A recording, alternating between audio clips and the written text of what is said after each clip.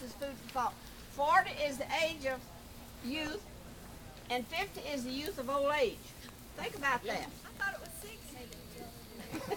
And another thing, the first screw to get loose in your head is the one that holds your tongue in place.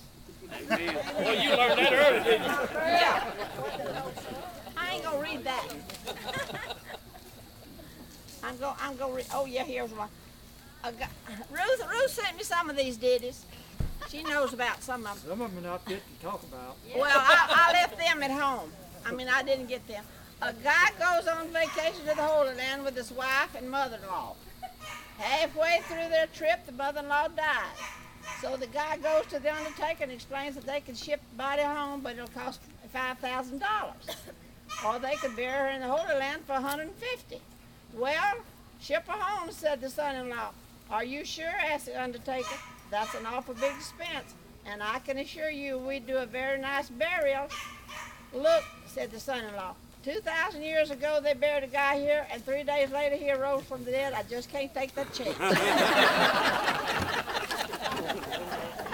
I thought that was pretty good. You couldn't take that. Couldn't take a chance on that mother-in-law. Over here in the rock. Ruth's got one. Ruth's got one. Oh yeah, a guy took his blonde girlfriend to her first football game. They had great seats right behind the team's bench. After the game, he asked her how she liked the experience. Oh, I really liked it, she replied, especially the tight pants and all the big muscles. But I just couldn't understand why they kept killing each other over 25 cents. Dumbfounded, her date asked, what do you mean? Well, in the beginning, they flipped a coin. One team got it, and then the rest of the team, for the rest of the team, and then they kept screaming, get the quarterback, get the quarterback.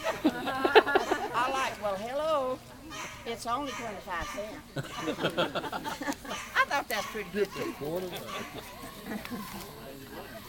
An old tired-looking dog wandered into the yard. I could tell from his collar and well-fed belly that he had a home. He followed me into the house and fell asleep on the corner. An hour later, he went to the door, and I let him out. The next day, he was back, resumed his position in the hall, and slept for an hour. This continued for several weeks. Curious, I pinned a note on his collar. Every day, the dog came to my house. Every day, your dog has come to my house for a nap. The next day, he arrived with a different note on his collar. He lives at home with 10 children. He's trying to catch up on his sleep. Can I come with him tomorrow?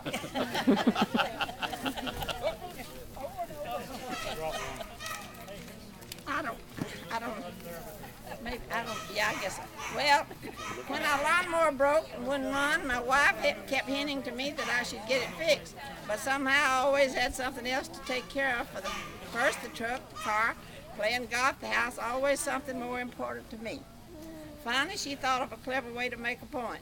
When I arrived home one day, I found her seated in the tall grass, busily snipping away with a tiny pair of sewing scissors. I watched silently for a short time, then I went into the house. I was gone only a minute, and when I came out again, I handed her a toothbrush.